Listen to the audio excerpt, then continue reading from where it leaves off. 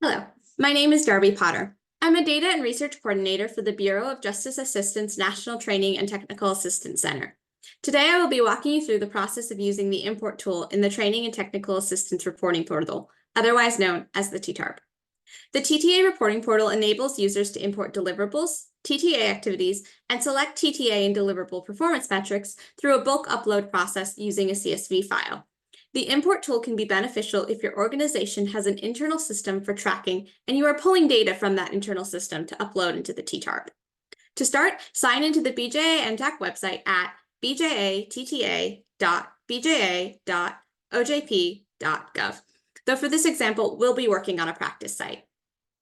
Once you have logged in, select the TTA Reporting Portal button on the top right side of the screen. Then navigate to the Imports page. Once on the Imports page, select the option that best describes the type of data you would like to enter into the system, likely either import deliverables or import TTAs. After finding the type of data you'd like to import, select Download a Template Excel file. For this example, we'll be using the Import TTA CSV file, but you can follow the same process for importing deliverables. We'll start by downloading the template file under Import TTAs. We'll go ahead and open that up.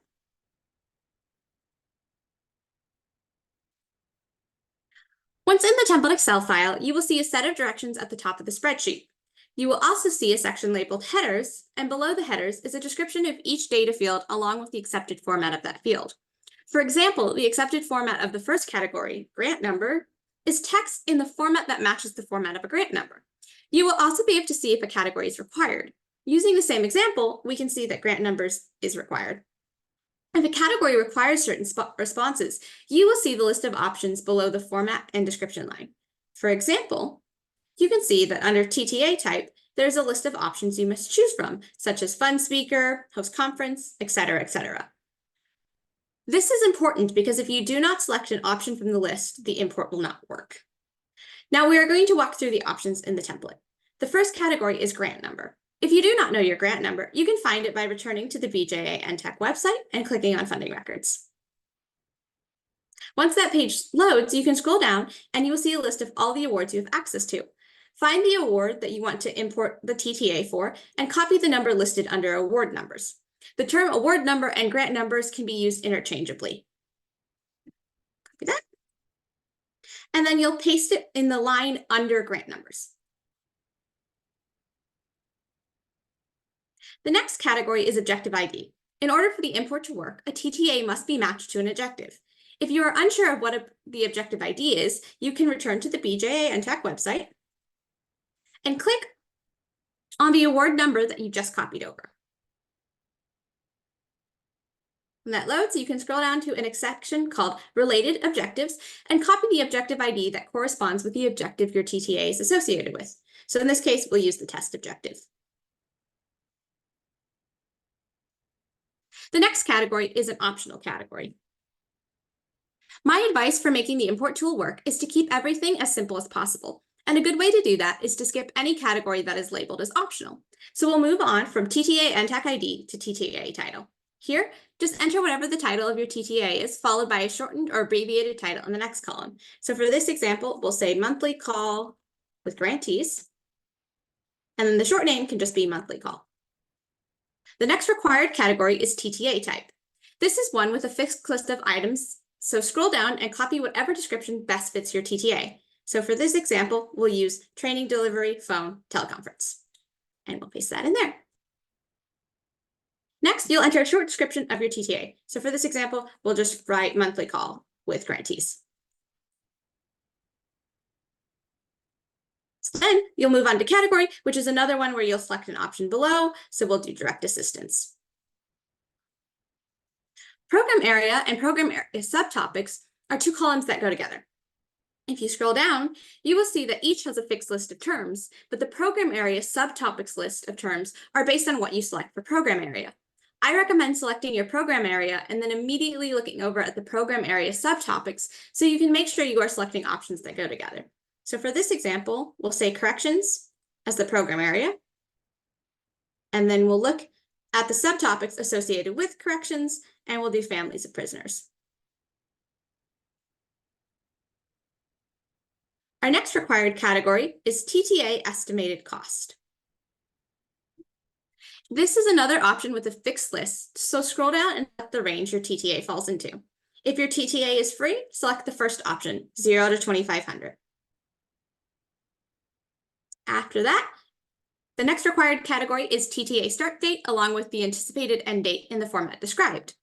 So for this one, we'll just say it's starting tomorrow and that it ends the day after that. For the next category, if you are administering your TTA to just one agency, you'll type no. Well, if you are administering your TTA to multiple agencies, you will type yes. So for this example, we'll type yes. Primary recipient agency name will be based on your answer to the previous question. If you answered no to the previous question, you will enter the name of the agency to which you are administering the TTA. But if you answered yes to the previous question, you will leave this question blank. After that, we have a string of optional selections until we get to TTA event street address. If you are hosting an in-person TTA, you will enter the address of the event. If it is a virtual TTA, you can write NA in any of the fields that ask for address. So we'll go ahead and for this example, we'll put NA in all of these boxes.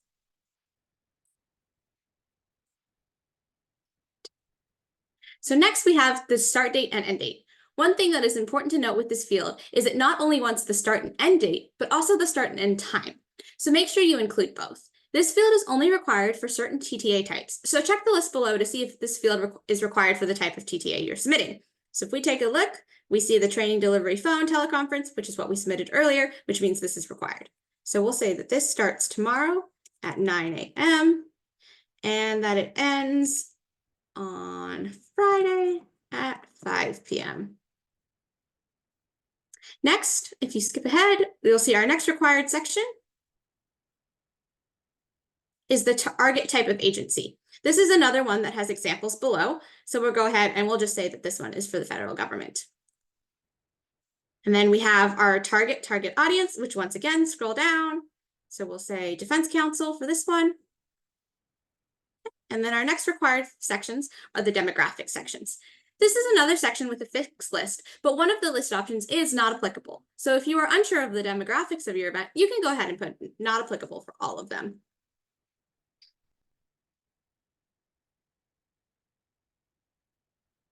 And finally, you are at the last required category of OJP vendor number. If you do not know what your OJP vendor number is, you can find it by going back to the BJA TTA website and going to your award page, and they'll have the number listed for you.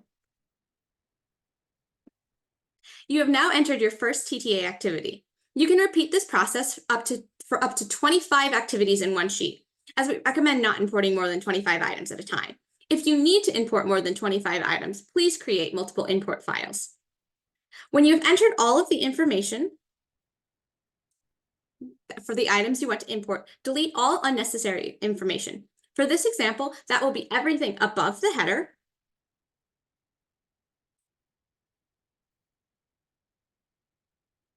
and everything below the information you just entered.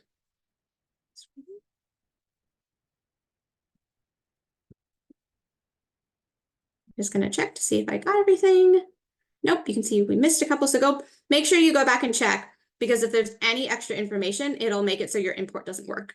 So we're just going to go through and check and make sure I got all that extra information. Okay, it's looking pretty good. So your next step is going to be to save the file as a CSV. To do that, you'll click File and then Save As. And then right here, you'll be able to click that and you'll be able to scroll down to CSV, comma delineated, the file type. This ensures that the file type is the correct type needed for the import to work. Go ahead and save that. The next step is to return the imports page of the TTARP to import your data. So we'll come back to the website and click on imports again. Okay, so we'll keep using the TTA example. So you'll come down to import TTAs, and this time you'll click on import TTAs. So then you'll scroll down and you'll select the choose file button, which will allow us to upload our completed CSV file that we just saved. Over here, and we want the TTA test file. Once that is selected, we can see the file name next to the choose file, and then we can select the import button. The system will then display this screen, there it goes, as the file imports.